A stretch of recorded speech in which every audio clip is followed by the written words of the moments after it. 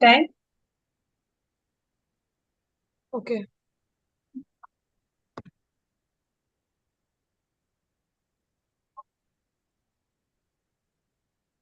Meeting call to order. Good evening, everybody. Happy International Women's Day. I request President Rotarian PHF Ritika Gupta to confirm the minutes of the previous meeting. The minutes of the previous meeting were circulated on our WhatsApp group, and I hope everyone has gone through the same. Since no queries have been received on the minutes of the meeting, thereby they are confirmed. Thank you so much. Today, as we are celebrating International Women's Day, our topic of today is role of women in organ donation. And we have a very eminent speaker to talk on this, Professor Dr. Rashmi Kundapur, Additional Professor, Department of Community and Family Medicine, All India Institute of Medical Sciences, Hyderabad. I request Dr. Brinda Shine, Rotarian Dr. Brinda Shine, to please give the introduction of our guest today. Global Namaste. Professor Dr. Rashmi Kundapur is an additional professor in the Department of Community and Family Medicine at the All India Institute of Medical Sciences, Hyderabad. She is a distinguished academician, researcher, and public health expert with significant contributions to preventive and social medicine. She completed her MBBS in 2001 and MD in 2006 from JJM Medical College, Karnataka, graduating with first-class distinction. Professor Kundapur has an impressive academic and research portfolio. She has authored over 120 scientific publications with an H index of 20 and an I index of 26 and 3,193 citations. Her research has been published in journals with impact factors ranging from 0.51 to 5.53. In addition, she delivered more than 60 presentations at state, national, and international conferences. She is the editor of the IAPSM textbook of preventive and social medicine with editions published in 2019, 2021, 2024, and the upcoming 2026 edition. She is also the editor of the IAPSM textbook of comprehensive research methodology, first published in 2024, with a second edition scheduled for 2026. Further contributing to academic literature, she has authored 12 chapters across 3 books. Professor Kundapur is a highly sought after speaker and educator, having delivered more than 65 guest lectures and training sessions. She has served as an invited speaker at 3 international conferences and 22 national conferences and workshops. Her contribution to public health and research have earned her several prestigious recognitions, including Young Female Scientist Award at the 31st National Conference in 2004, Young Scientist Award from Karnataka Association of Community Health at 46th Conference in Manipal in 2011, Presidential Appreciation Award at the 46th National Conference of IAPSM, Fellowship in Preventive and Social Medicine at the 47th National Conference in 2019, Best Published Paper Award at the 51st IAPSM Conference, B.R. Patel Oration Award by Kutch. She has completed 25 funded research projects with 18 additional projects currently ongoing. In addition to her academic work, she has held several important leadership positions. She served as Secretary of the Indian Medical Association, Mangaluru, between 2019 and 20, and is currently the Vice President of the Indian Association of Preventive and Social Medicine for 2023-24. She also played a key role as the organizing chairman of the National Conference in 2022. Through her academic leadership, research contributions, and dedication to public health education, Professor Dr. Rashmi Kundapur continues to make significant contributions to community medicine and preventive healthcare in India. And I feel extremely honored to give the introduction for her. Welcome, Dr. Rashmi Kundapur. Thank you so much, Dr. Brinda Shine, to give the introduction of our guest today, Dr. Rashmi Kundapur. Over to you, Dr. Rashmi. Thank you. Thank you, Dr. Baman. Thank you, Rotarian Brinda Shahi and Rotarian Ruby Agarwal. Thank you all for attending. A namaste, a big namaste from me here. Can the presentation be put up? Yes. Talk about it. Yeah.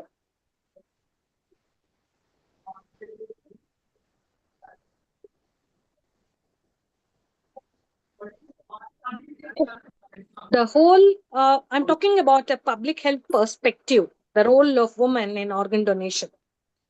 We want to actually say that women are not just in India, but are the central contributors to organ donation globally. Yet, gender disparities exist in transplantations. There is a 12-year boy with kidney failure dependent on dialysis. Doctor said transplant was only his chance. His mother turned out to be a perfect match. He donated her kidney without even hesitation. Today, the boy lives a normal life. A mother does not donate an organ. She gives a part of herself for a child. So, it's basically to say that women become mother during the donation. Next slide. 60 to 65% of living organ donors worldwide are women. In India, about 70 to 80% of living donors are women. Now, why I'm talking about the living donors is, that is the point where we are more focused on to look into as a public health perspective. When there is a brain death, it becomes almost equal for every other people to consider, and it will be a secondary options. But the primary option are on the living donors. So I'm talking about this to say that globally also it's not different, 60 to 65%, but in India it's 70 to 80% of the living donors are women. 70, but remember, similarly, the earlier slide, please, around 70 to 80% of the Earlier slide, please. Earlier slide. Sorry. But the 70 to 80% of the transplant recipients are men, which talks about the gender disparity in the public health perspective. Women commonly donate kidneys and partial liver segments, which are supposed to be not so dangerous. That's the common one, which normally everybody, the women are the one who are.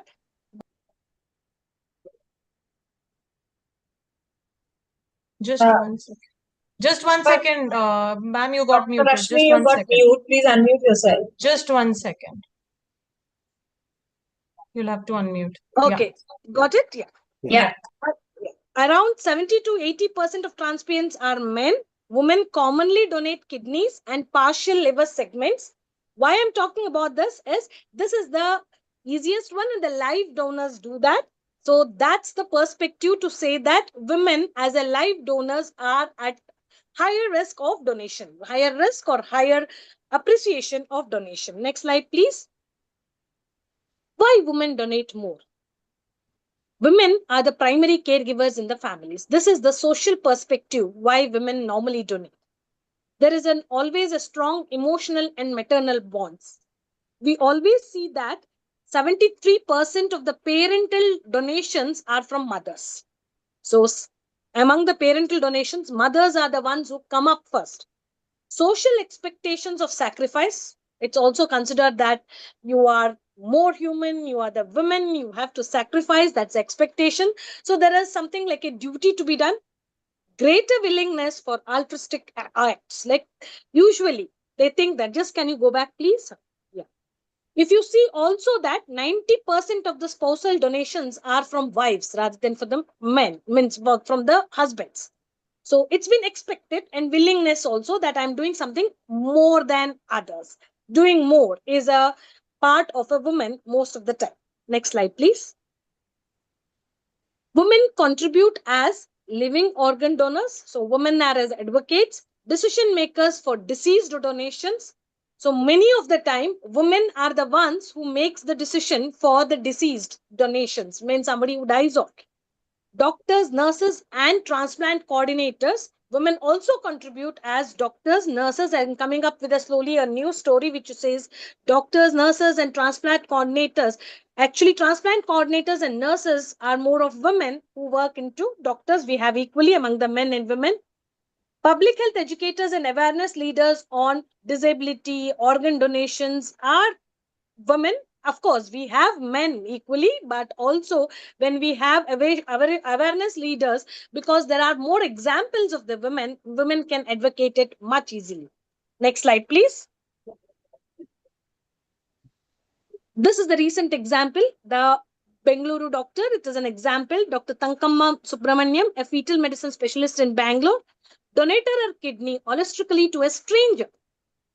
Her act highlighted it was in the Manipal hospital, the power of medical professionals as a female leading by example, and inspired awareness among the organ donation. It was a big issue, and there was a whole issue of people talking about organ donation, which should be done and which can be done even for an unknown person. There are multiple such stories. When I was going on, I could see that there were such people giving up in multiple for even for the unknown people. Mother female donors, mothers donating kidneys to children with renal failure, wives donating organs to husband with chronic kidney disease, women consenting to organ donation after tragic accidents. That's also commonly seen more in women. After the tragic accident, they consent for giving the organ donation, because men are considered as someone who carries the family or something like, which has to have a proper rituals, but women consider that they are half, so they can donate and give life to somebody else. That feeling of doing more as more in these stories illustrate the compassion and commitment of the women in saving the lives. Finally, I would want to say that the next slide. Next slide, please. The last slide. Women are the silent heroes of organ donation. They contribute as donors, decision makers, and as a doctors by themselves, propagating it as an advocators. So, as in whole, I would want to say that public health policies must ensure increased awareness of organ donation among all the people, and also gender equity in transplantation access, because usually we see that the men are considered as an higher one, as a breadwinner or a family caretaker to get a organ donation than a female. So that has to be considered. Thank you. Thank you very much, Professor Dr. Rashmi Kundapur, for giving your views. And first of all, I must congratulate everyone and wish a very happy International Women's Day. And I'm thankful to you that you have accepted the invite and joined. And today, as everybody knows, that India is playing in the final match. So in spite of that, to have so many members and to have you is really, it shows that we bother for the cause. Now, as you mentioned about the female women donating more organs, don't you think it is a male chauvinism? It has nothing to do with the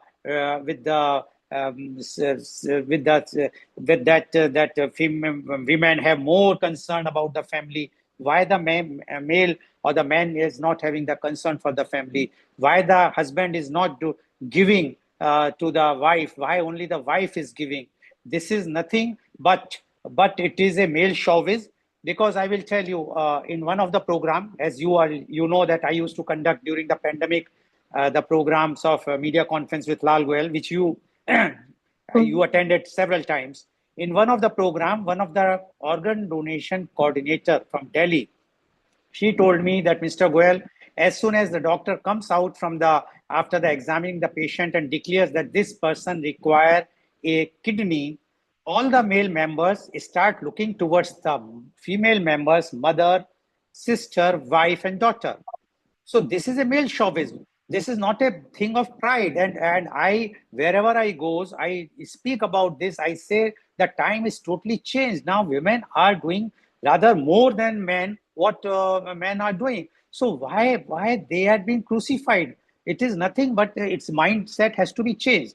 So what you say about this, Professor I Dr. Rashmi definitely Kunda? agree. The mindset has to be changed. That's what I'm saying. It's a two perspective. Last I was saying the concept of societal acceptance. I said that women has to sacrifice. Women has to do it as a duty. Is considered as a duty. So not only the that's what I put it up. So women think it's, of course she wants to do more. That's one part of it. Always the women have that the victim play. Probably the society, male chauvinistic society by itself gives it the victim play, that I have to do more to be recognized. All of us, including in our workplace, always a woman has to do more to prove herself. So even in the family, even in the society, she has to go one step ahead to prove that she is excellent, she is doing good. That's one part of it. That's a societal norm. Second is an expectation. The society by itself, more than that's what I say, the society by itself, patriarchal society by itself, expect that the society woman has to sacrifice. It's a duty of a woman to do it. It is, so that has been accepted even by the women, that it is my duty to do it. So But this is wrong, because after all, women, and you know very well, and because and everyone knows that once she donates the one kidney or part of the liver, after once she come back from the hospital, immediately she will be put for the household works without considering about her health. So this is something which I think everyone should consider very, very seriously. It's not just something where we can crucify the women, and especially on the International Women's Day. I am telling you on a with a full authority, why only the women, and the fault lies with the women also, as you rightly said, because they think that yes, this is my duty, and I have to sacrifice. No, there is nothing like that. Anyway, thank you very much for this answer. Now, one more thing, then I will open the floor for everybody. You mentioned about a doctor, Manipal, who gave the kidney. You know how much time she took? It took 10 years, long battle. After the High Court of Karnataka interfered, then only she got the permission. Now, it is good in one way that yes, somebody is donating, but the other way around is that tomorrow the money part will play. See, this type of donations are very much common in UK, where a person can go and say, I want to donate. He or she will not have any choice to whom it will go. Like if we are going to a temple or a mosque or a church or a gurdwara, we put the money. Now, how the money is utilized, that is not our concern. That is the concern of the authority there. Similarly, in UK, if you want to donate a kidney, you can just approach the NHS. They will examine you. If you are fit to donate, they will take your kidney. Now, the kidney will go to who it will not. It is not your concern. You have donated, and the actual word of living donation is there. But in India, the word is wrong. It should be gift. Because in family, if somebody is giving money to his wife, or wife is giving to husband, it is not a donation. It's if it is on a birthday, it's a gift. Otherwise, it's a duty to give, but not donation. a donation. So that is also. But don't you think that if we will allow these types of non-relative or donation in India, with the mindset in India, it will create a very, very big problem, because then the money will play a game. Ultimately, what the purpose of the THO Act, which was implemented in 1994, was to curb this practice. Otherwise, what will happen? The poor patient will say that I want to give to so and so person, without disclosing that this money has been transacted, and that's why it took so many years. Although it's unfortunate that it took 10 years, because now recently, last year only in February, the Delhi High Court has directed the NOTO and the Ministry of Health and Family Welfare to create a program in which within 3 months they should say yes or no about this. What do you say about this? Yeah, I definitely agree. We had kidney rackets. We had so many rackets which were running about. People were forced in, saying that it was a donation and taken up, and so many issues did happen. Our wrongdoings, but looking into the system, I'm saying that our wrongdoings should not be considered as that. It should not happen only. Then we'll not have a donation concept coming in at all. So If there is a wrong donation, that should be curbed. That should not be happening. There should be another perspective. So that should not be made that. So other person should not be giving the donation is a wrong thing. Now we have blood donation. We will not be knowing, people go give their donate their blood and they don't even know whom they are donating it. It goes into the blood bank. So the organ banks, which can happen if you are, that's that for an ideal situation that should happen. That is how it has. And there is a lot of issues which are happening. That's what I'm saying. It should not be like what you said in blood donation or like in UK. It should not be decided for whom they are going to donate it, or it should not be. It should be left it out. It should be a donation as such, like what we carry out. And if you want to do it, you do it. You don't even know. Then probably we will not have these rackets and gifting or money coming up as per the purpose which happens. When you know whom you are going to donate, then only the part of the give and take happens. That's the whole thing. So the system has to change into that system, that whom are they going to donate. That should not be a disclosing or part of it. There should be a organ bank which will decide where it has to go and how it has to go. Okay, thank you very much, Dr. Kundapur. Now I am opening the form for our members to ask. Just unmute yourself and raise your hand. I will immediately take up the question. Whosoever wants to ask the, yes, I can see Rotarian Professor Dr. Sudhir Saran. Yes, Professor Saran, your question, please. Thank you, Dr. Rashmi.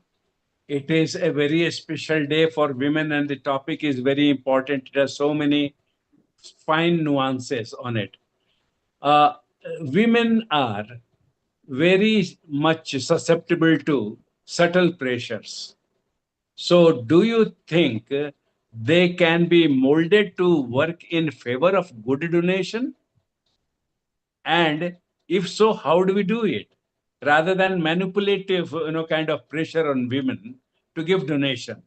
We want, good motivations, not the bad motivations for there. So what can we do there? No, I definitely say there is a concept. Like we have a concept in the society. It's not manipulation, basically. It's like it's placed as a duty or part of it. So where we have a donation aspect on the women who comes into, for who gives for. But again, the concept when we look into, that's what I'm saying, as a duty to the family. Just now Dr. Goyal was talking about it as a family or a motivation to somebody. Very less people do it for unknown or for somebody whom they want. You have a lot of females, like it becomes a duty or in the part of it, not on a manipulation, but duty and doing more for the family.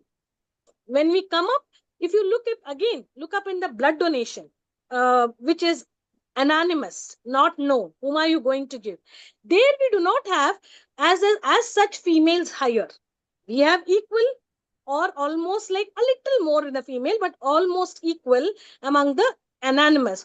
So the point here, what I'm going to say is, the motivation for not only the women, the motivation should come up to the men also. So the awareness and the public health policies should be developed in such a way that donation has to become a habit, like what we do, and it has to come up to have an organ banks in which then we will not have a manipulation of women. It will be an equalizing things. It could be by the person concerns, more of a duty. It comes as a part of the offering or it as a donation or being good or being heavier.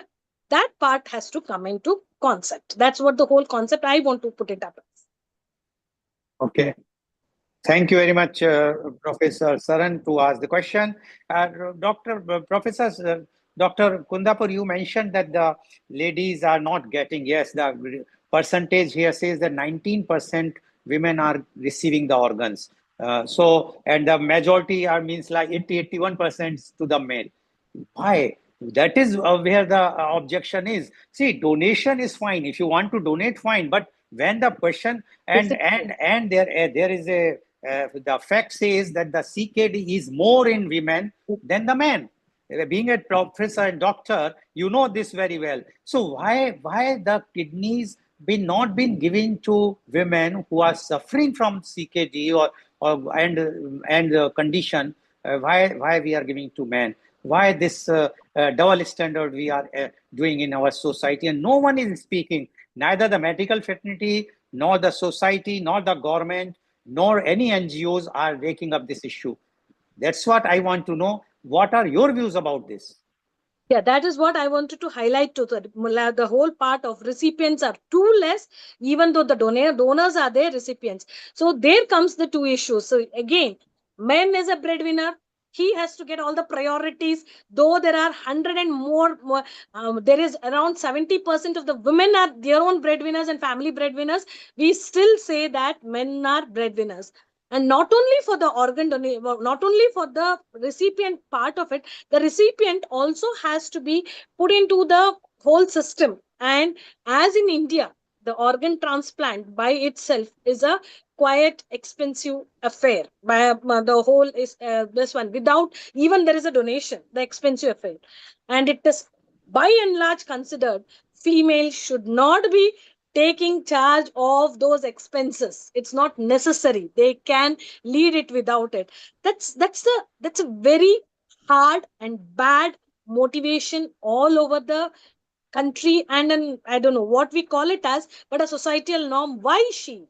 Why not? Why? It's not like why not she? It's always why she. It's always it should be he. Why she should get it? Or if it is a third gender, it is much lesser. So the point here is that the existence, the female has to always erase her existence. That's the norm which we have created. And once she stops erasing her existence or wants to show that she's present, it's not acceptable. Then she becomes like, how can she? Why is she? Why she should get it? This becomes a norm of questioning from the societal part of it. So majority of them, and the doctors or NGOs are not speaking, doctors or hospitals are not talking about it, is because the organ transplant acceptance should come from a family, and by a family and as a social family. When it comes transplant, when it comes to a male, the acceptance is higher, we are ready to go for it. But when it is a female, we'll think about it. And the awareness for the recipient is not the whole society. That's what I said. As a public health policy and concern, the awareness within the everywhere has to be increased, and people has to think about it. And also overall the policy decision about the transplantation has to come down. The cost has to also come down to be, and it should be also available for everybody. The possibilities of availability to everybody has to happen, which again programs and policies play a major important role. For that, which I'm saying, public health has to look into these aspects, which Yeah. is not, I definitely agree, which is not at all spoken about. Yeah, recently the government has issued a direction that the women will get a bit more priority than the male if the availability of the organs are there. That is for the brain death organs, because living is the decision of the family, as you rightly said. But the problem here in India is twofold. First is definitely the male chauvinism, and the second is why to waste money on women. Why to waste money? Because they feel this is the least priority. Male is the priority, the main priority, and the women is not a priority for a family in India. So do you think the mindset has to be changed, not only of the male, but everyone? So then only we can think about changing the setup. Otherwise, this figure, which is official figures, in my opinion, is also not right. Recently, there was a athlete competition in Mumbai of the donors and the recipients. And I asked all the recipients, about 25 athletes were there who were organ recipients. I asked them, who donated you the organ? Only one said that the male has donated. 24 recipients are from female or the women. So this ratio, one can very well understand how much and how many. Anyway, thank you very much. Now I would like to ask others to ask the questions, because it's a very, very critical thing. And I want that women should come forward and ask the questions, because you are going to the the suffer. And today we are celebrating.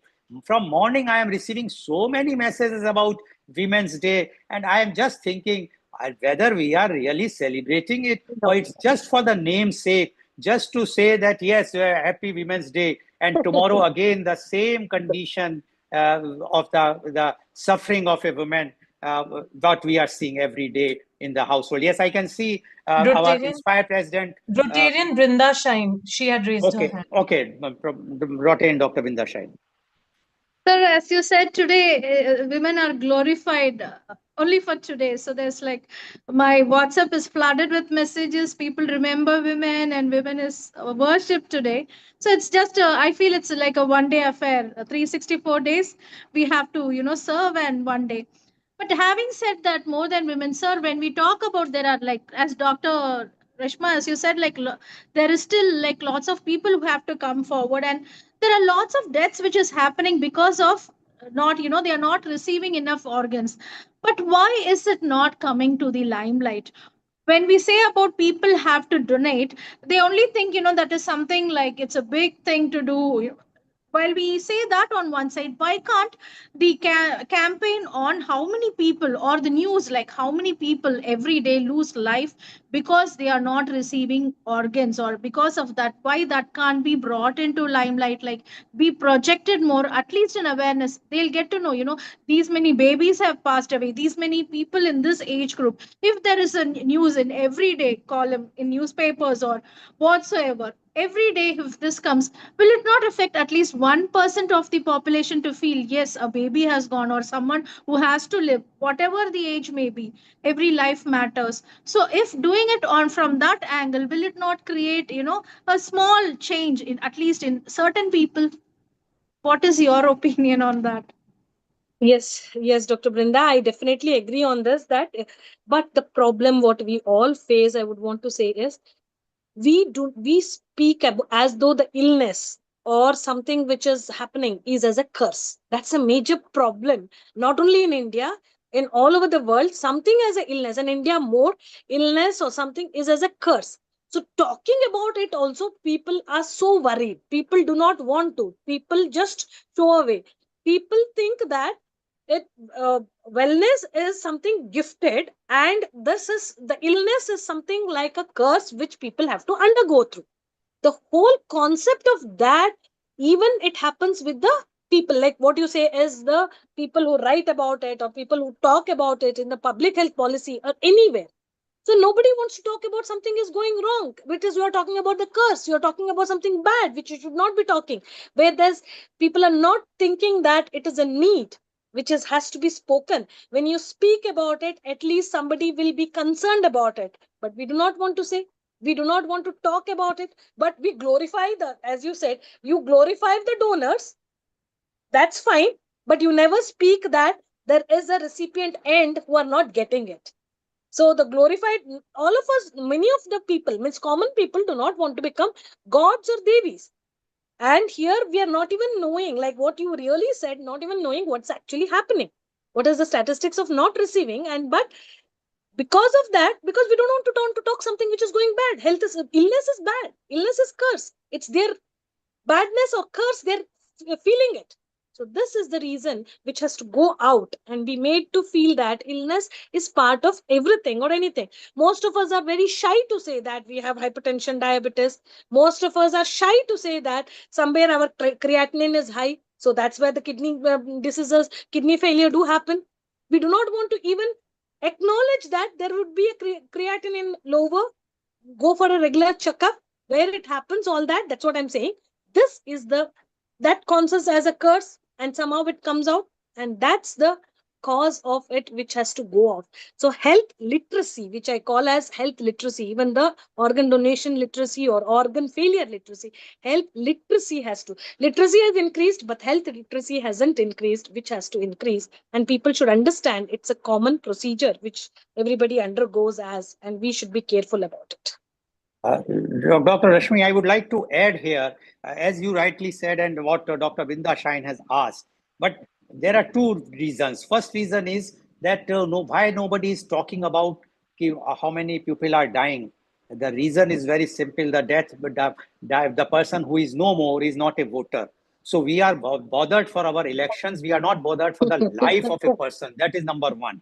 Number two is that, as you rightly said, that we do not want to highlight it. We feel that it is something taboo, it's something bad, but which is wrong until unless we will not highlight it. If, like Dr. Binda Shine asked, in my all the speeches, my first question to everyone is, do you know how many people are dying every day in India? And the people, no one raised the hands because nobody knows it. And more than 1,500 people, this is an official figure, although in my opinion, this is also wrong because we are catering only 15 to 20% population of India. We do not have the infrastructure. We have only the organ transplant or retrieval center in 15-16% of the district headquarters in India. So 80% or 85% of the population is no data are available. So if we will take everything, then the figure is very, very scary. And you know that India is having the highest percentage of death. I am talking of percentage. I am not talking of the numbers, because numbers to India because the population, but percentage wise, India is having the highest number of deaths due to the shortage of organs, and the least organ donation in India, PMP, we are having about 0.65, while the Spain is having 52.3, 2024 figure. Now, where we stand, one side we want to be Vishwaguru, but this is not the criteria, in my opinion, until unless the health, which is very, very important. If people are not healthy, if they are dying, then you cannot claim. Money is not the thing. Money cannot buy the health. If economically our country will become second, third, or first, what difference it makes if we cannot save the lives of our own citizens, and especially the women, because women are dying far, far more than the men as far as the organ donation is concerned, because organ transplants are concerned. So that is one of the main reasons. I can see, I think, no, he has left, or I'll just one second. Our Inspire President, Rotarian PHF, Ritika Gupta, please go ahead. Thank you very much, Dr. Rashmi, for sharing your insights. And while you're into the professorship of it right now, I want to ask you, has there been a situation where you felt that, women were hesitant in organ donation, but the family was actually just looking at the woman only and kind of pushing them to be the donor for whatever reason? So have there been cases where you came across such situations? Yeah, this is also a common aspect. See, when that's what I said, that awareness is too low. Whenever it comes up to the organ donation, may it be men or female, everybody is too scared of. Whenever we have to talk about it, everybody thinks that something is going off, something is happening, something great is happening. But there is one more thing which I would want to say, that when it comes to children, women hesitancy is very low. They are all the way out to do it by themselves. But when it comes to others, there is a hesitancy, but the expectation from the family or the acceptance from the family, which makes the women also go for it. There are hesitancies, a lot of perspectives. Whereas even for the men, even for the children, there is hesitancy. They also have hesitancies everywhere, but even for the children. But for women, the children are not in hesitancy. But when it comes to the spouses or somebody else or parents or something, they also have. I've seen there is an equal number of men or female, but then it becomes like a duty, or it is like a societal pressure that I have to be accepted. Otherwise, I'm doing something wrong. Like acceptance levels in the family reduce because the woman is not stepping up and being hesitant. Right. Thank you very much, ma'am. Thank you very much. So this is the condition we are celebrating in 2026, the International Women's Day, and we are talking about that what is the condition in India. I think this condition shows the society on whole. It's not the one community or the other community. It's the matter of the whole society. I would like to rope in Rotarian Deepan Shah here. Rotarian Deepan Shah, if you are there, please unmute and switch on your video. Rotarian Deepan Shah, can you hear me? No, I think he might be busy. He's in USA, so I wanted to take his views. What is the situation in USA? But I know I had a long discussion. Even I have given a lecture in Rotary Club of Leicester in UK. And there, when I gave the figures or Indian figures, they were very happy because they were thinking that Indians are like this. But then I said, your score is also not that good. I said in UK, that was the figure which I have given in 2023. So figure was up to 2022. I said the figure says that 40% the recipients are women and 55% donors are women. It's still far better than India, but not equal. So equality is nowhere in the world. You rightly said in your presentation, but still we feel that so much things can be done. And for this, again, I will say I blame women more than men, because man is man always. It's like this, man will be man, but man, after all, who is going to change them? Who is going to change the mindset of a man? The women only. From the childhood, for the small children's, the mother's duty is to put in the mind of the boy and the girl, son and the daughter, equality. But here in India, we always say, no, you cannot cry like a girl. Now, this is the first thing which we say to the boy. Now, it means the girl is a weak. Similarly, no, you need not to go to kitchen. This is the ladies' or girls' job. Now, why we have to? So we have to change lots of things as far as mindset is concerned. Now, anyone else want to ask a question? Please raise your hand or unmute. I can see Rotarian Dr. Rajiv Gupta unmuted. Rotarian Dr. Rajiv Gupta, you would like to ask a question?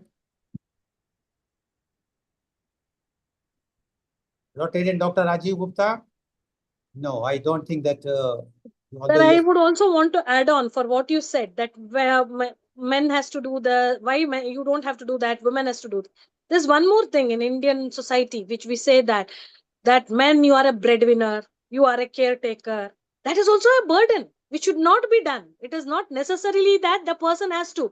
So he keeps himself in a higher edge that he is a breadwinner, he's a caretaker, he has to do it.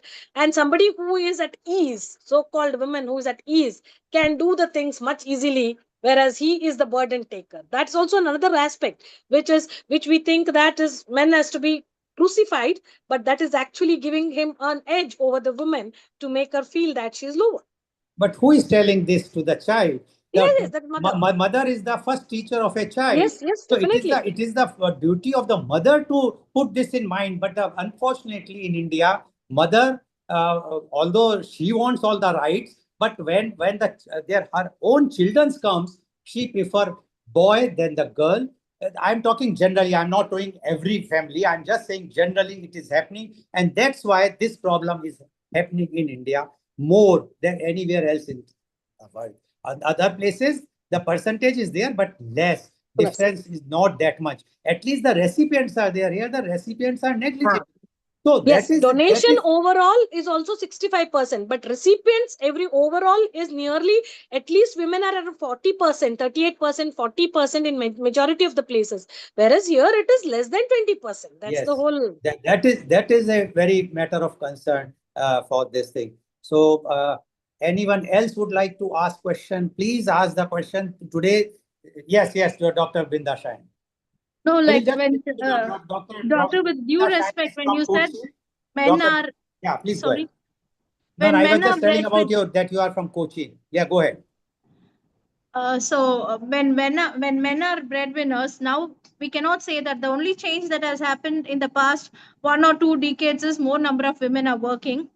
They are also bread makers. I mean, breadwinners and bread makers also, because they have to work. At the same time, they have to cook also. Only the burden has increased. And mostly, especially when I see in South India, be it Tamil Nadu, I think Tamil Nadu has the highest ratio of women working. Even there or in Kerala that I've seen, almost like many are working. Very less people now chose to stay at home because one is their choice. Second is the economical burden has gone so high that they are forced to work. So even women is not, even that freedom gradually has gone down. Before, in terms of saying that men are giving freedom, I'm not a feminist or I'm not talking that, but what I see is in the men say that they are giving freedom to women, that they want her to work, but the salary goes to the men's account only in most of the places. So it is a double role when it comes to. So I would say gone are the days when we say that men are breadwinners. women are equally breadwinners. But when it comes to women are categorized into love, compassion. Compassion is a word that is branded for women. So when anybody is sick or when anywhere there is a need, women are forced to, in terms of that is a label, they just give that and make her feel you are so kind, you are so lovable, no one, she's glorified. And emotionally women are weak, so what to do, they tend to give. But comparatively physical wise, men are more strong. Even if they go for donations, or they can recover much quickly when it comes to women, because women have their own ailments, menopause, all many things that they have to go through, periods and all that. But it's easy for a man to recover, but no one thinks from that angle. Women are glorified, emotionally challenged to take up these things. So that's what I would say. When I look at, even in office, when I talk about organ donation, I have not seen one man coming forward to say that. At least women, they inquire what is the process, but I've never seen, sorry to say, a man coming forward to inquire even what is all about. Yes. Thank you very much, Dr. Vrinda Shine. Rotarian Deepan Shah, I have seen you. Are you there? You want to ask a question or you want to say something? Please unmute yourself. Yes, hello, Mr. Goel. 1 second, I have to put my Bluetooth on. Yeah, I think he has gone somewhere. Anyway, so this is today's thing. Again, I think we have to celebrate the International Women's Day as the custom says. Otherwise, by heart, we know that the situation is very pathetic. Yes, Rotarian Deepan Shah. Yes, hello, Mr. Goel, and hello, fellow all Rotarians, and wonderful presentation by Miss Kundapur. Yes, I was listening, and I'm also watching parallelly Cricket T World Cup also. So, but anyway, so only thing I would like to say, in USA, women are majority compared to men, living donor as well as uh, the other donors too, compared to men. And women are also less recipient in comparison with men here. This is the fact, yes. What are the data? You have the data ready with you? No, actually, okay, so but this is not as poor as in India. And as you said about the cricket match, yes, that is the unfortunate part in India, that we prefer cricket than giving respect to our own women.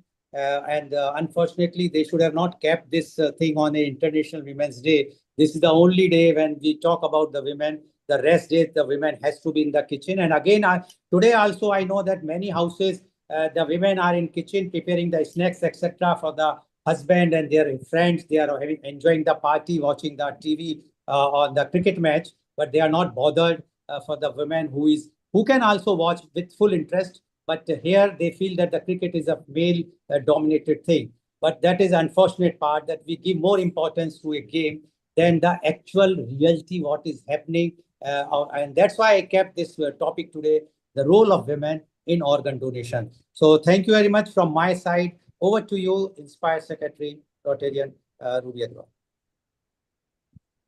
Thank you so much, Dr. Rashmi Kundapur, for the wonderful session that we had today. And thank you, Dr. Vrinda Shine, for bringing in very important points in the discussion, which I totally agree with you.